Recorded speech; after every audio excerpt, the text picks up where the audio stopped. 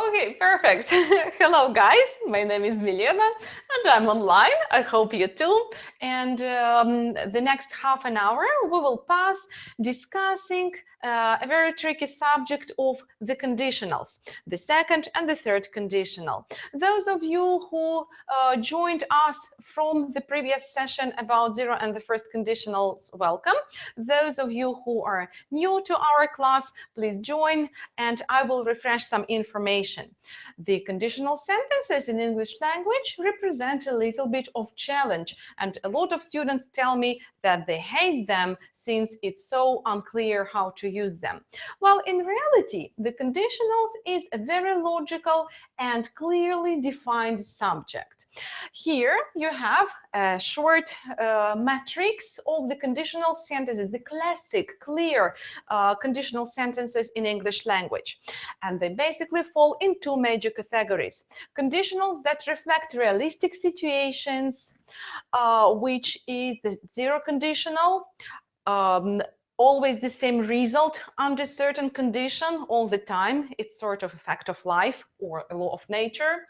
And the first conditional sentence, a future realistic possible result. But now we step into the zone of imaginary situations or hypothetical situations. Of course, not everything is realistic in our life. You have a lot of dreams, a lot of ambitions, a lot of thoughts, and you know that now your situation is not like that. But who knows, maybe in the future it will happen. We never know, because we're still alive, we're still here, the situation develops. So to reflect your imagination about your future, your projections into the future, your dreams, we use the second conditional.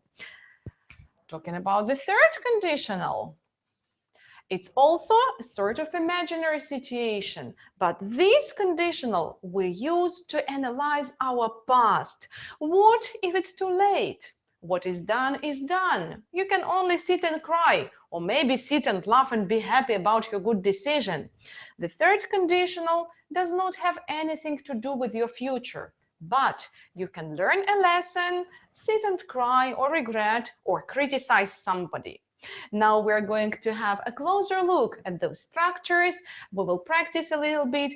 Please prepare your pens and pencils and paper because our webinar is a sort of interactive activity. I will give you a little bit of exercises and project you the answers. I will give you the time, of course, to write down your answers. And in case you have some questions, you can ask them online and we will answer them gladly. Let's begin.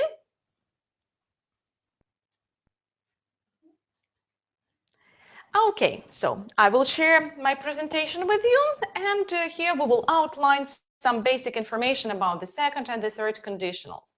Again, I repeat, here we're talking about imaginary situations. So, our dreams and ambitions, impossible in the present, but in the future, who knows, maybe one day. To reflect this situation in your life, you use a sentence like that. If I had $1 million, I would buy a house. If, and we normally use past simple. In some cases, senior levels, you will see past continuous over there, but classically, remember, past simple. Then, in the result part, we use a modal verb, would plus infinitive, or could, might plus infinitive. All of them are equal in this situation. Please remember that this structure in the condition part uses past simple, but it doesn't have anything to do with your past. Here, the structure only reflects that the situation right now is unrealistic. In present, it's not like that. You don't have $1 million and you don't have a house, but you dream about it. If we didn't work so hard, we could spend more time together. But the reality is that we work so hard and we cannot spend more time together. So let's have a closer look at this situation and we'll analyze the concept, the principle again. Look at the stack of money. It's in my dreams. In reality, it's not my possession. here is the sentence. If I, more money, I travel to Australia. Let's use the correct forms. Now you know the structure. Let's try. So, if I had more money, I would travel to Australia. What does it mean? Let's analyze by answering a couple of questions. So, as you can see, right now, no money. So, can you travel to Australia? Absolutely not. Is it a real or unreal condition then, my money? Well, right now, it's unreal. Please remember, we're talking about present unrealistic situations.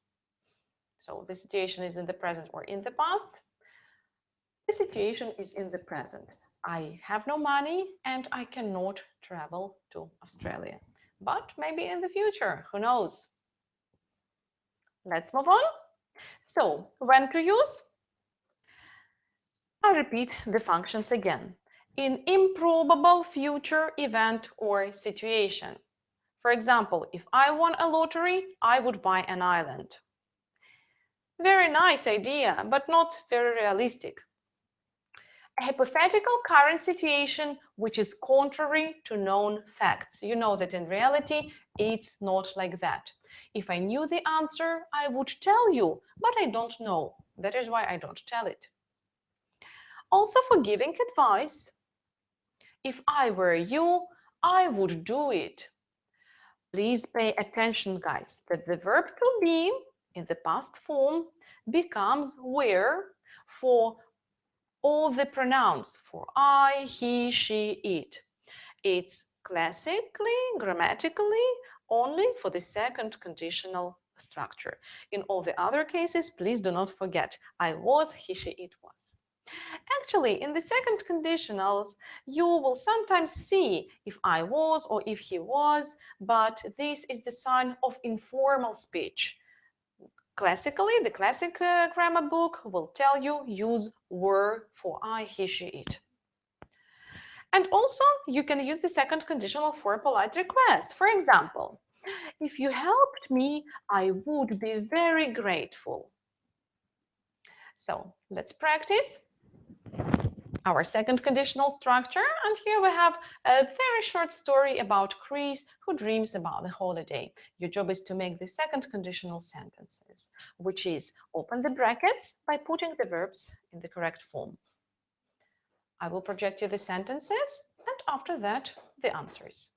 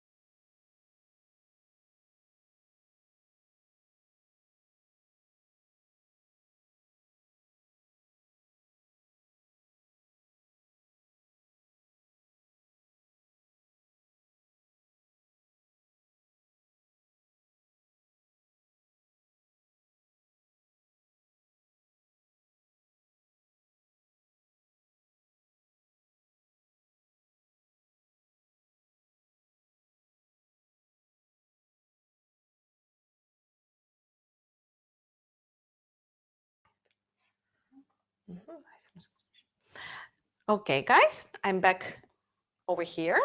I hope you managed to check the sentences. They were really simple and basic, just to help you understand the structure a little bit better. Please do not forget, if past simple, then would and infinitive. Now our task is a little bit different. Let's practice by writing the answers to the questions that are true for you. For example, what would you do if you found a wallet? Please write down the sentence using the correct grammar structure, giving the answer that is true for you. And I will share my information with you. I will also try to interview some of my colleagues.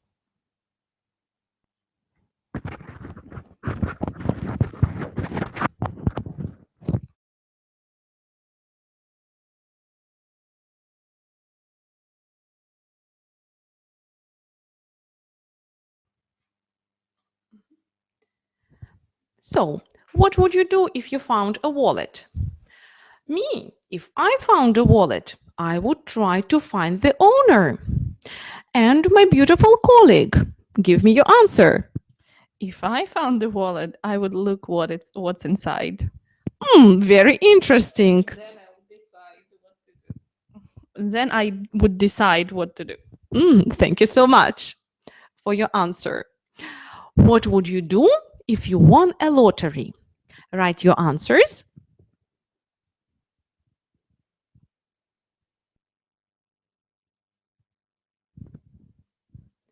Well, my answer is very trivial.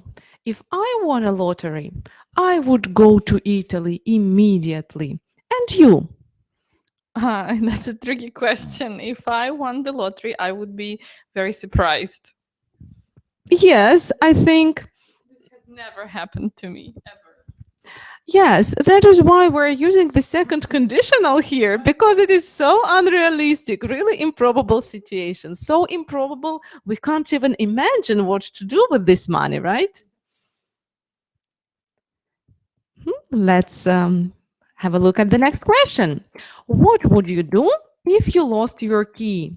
Oh my God, that is such a terrible situation. If I lost my key, I would call the police. Well, the real answer is that if I lost my key, I would panic and cry and run around. And what about you? If I lost my key, I would call my husband and tell him to open the door. Oh, that's a very nice solution. You are married. And the next question. What would you do if you saw a fly in your soup? But it can happen in some restaurants. That is awful and so disgusting. Guys, your answers? My answer is if I saw a fly in my soup, I would definitely not eat it as a minimum. But in reality, I would start shouting and complaining to the manager of a coffee shop or a restaurant. And you, what would you do? I would probably send it back to the kitchen and not pay for it. Oh, that is a very nice solution. If I saw a fly in my soup, me too. I would not pay for it. Well, it's very possible, guys, that your ideas were the same as our ideas. But anyway, the main point was to show you how to use those sentences in real life, because all the grammar that we're learning is real life grammar. People actually use it and people say it. Let's move on. Well, now we step into the zone of a slightly different situation. What if it's too late? Too late for a dream or too late for an ambition? But you still want to analyze your past, criticize somebody, to learn a lesson from your good or bad decisions. Then you need the third conditional structure, which is slightly different from the second conditional.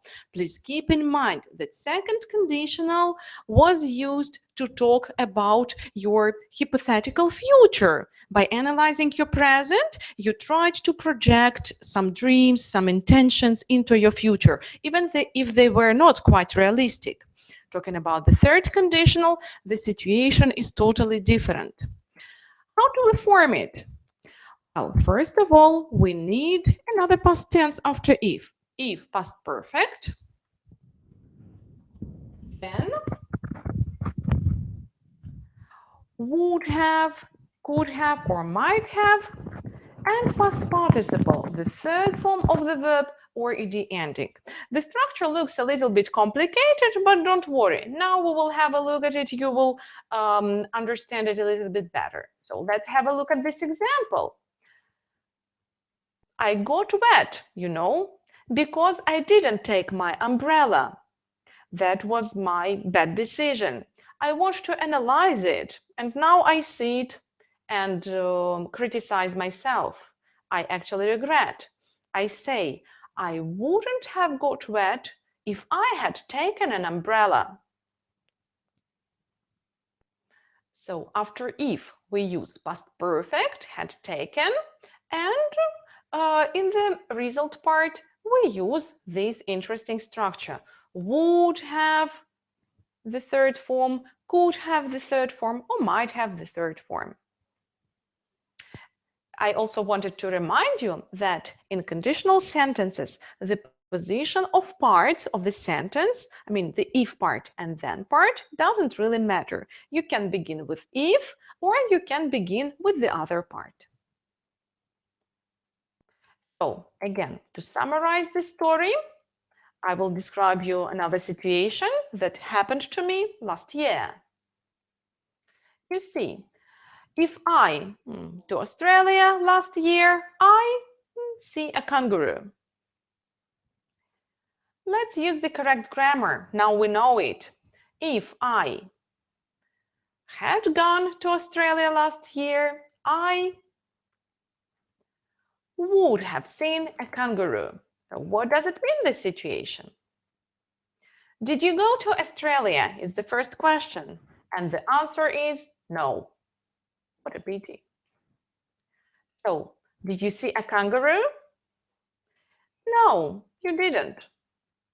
So you want to sit and regret about this situation, analyze it, and learn a lesson from this situation.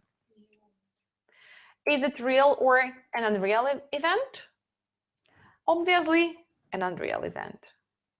And is it related to the present or past? Well, obviously, because I talk about last year, it's related to the past. I hope with this analysis you see a clear difference between the second conditional and the third conditional. It's not only the structure, but also the meaning. Let's continue. We will practice now. Your job is to open the brackets.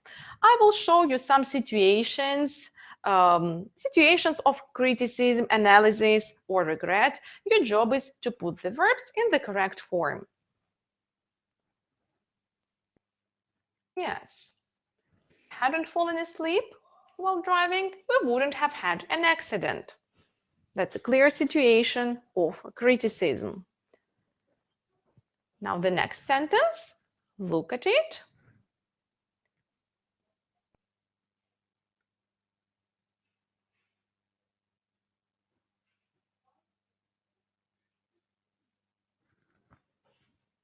Yes, I wouldn't have known anything about Picasso if we hadn't learned about him. But we learned, actually, and we knew some information at that moment. And one more situation.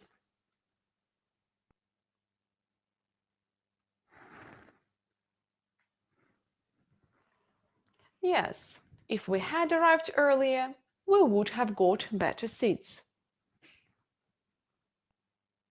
Again, pay attention to the highlighted structures. If past perfect, then would have known, would have got. and so on. Let's move on.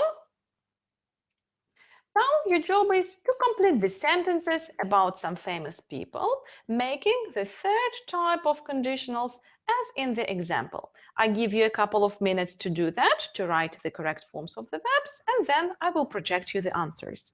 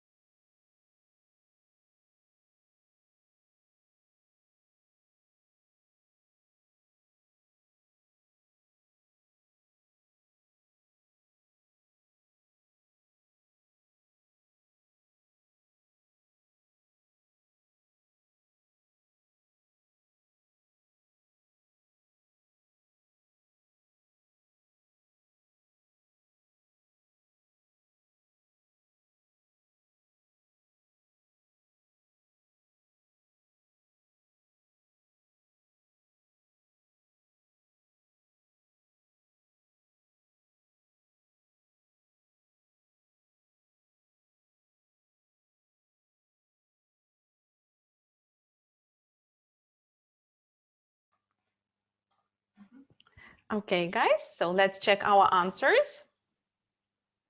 Oh, sentence number 2. Yes, if he had sold some of his paintings, Van Gogh would have got some recognition during his lifetime. But we know it didn't happen for a fact. Hmm? And what about Barbara Streisand? Oh, if she had changed the shape of her nose, her career would never have been the same. Talking about Anne Sullivan. If Anne Sullivan hadn't taught her, Helen Keller wouldn't have been able to communicate. Actually, probably you have asked yourself, who is this Helen Keller? Well, I will interview my beautiful colleague on this issue because it's a very interesting case. She was actually a brilliant person and an example to all of us people who can hear, see, and speak. So, who was she, this Helen Keller? Helen Keller is an American author, political activist, and lecturer. She was the first deaf-blind person to get a bachelor's degree of arts at the university. So she was the first person who couldn't hear and see to study at the university, and then she became popular. That is an amazing story. That is incredible. She sets a really great example for all of us because we are lucky enough to see, to speak, to communicate with each other, yes, and learn a language. And let's talk about Naomi Campbell. Yeah, if Naomi Campbell hadn't been so beautiful, she would never have become a supermodel. Let's move on, guys. I hope your answers were the same and you managed to use the third conditional correctly. Let's move on. And now let's practice. Let's summarize our knowledge and put the verbs in brackets in the correct forms.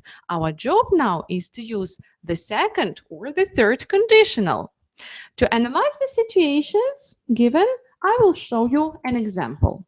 So we have in our hands the following sentence. If I have enough money, I backpack around Europe, but unfortunately I am broke.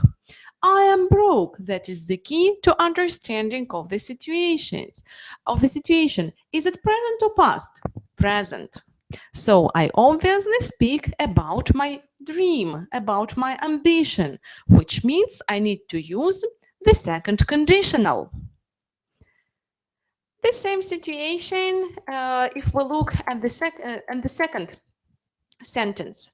If I enough money in my 20s, I backpack around Europe, but unfortunately I was broke. The key to understanding is I was broke because I obviously speak about my past. So over here, I speak about my regret, about my lost opportunities. I obviously need to use the third conditional.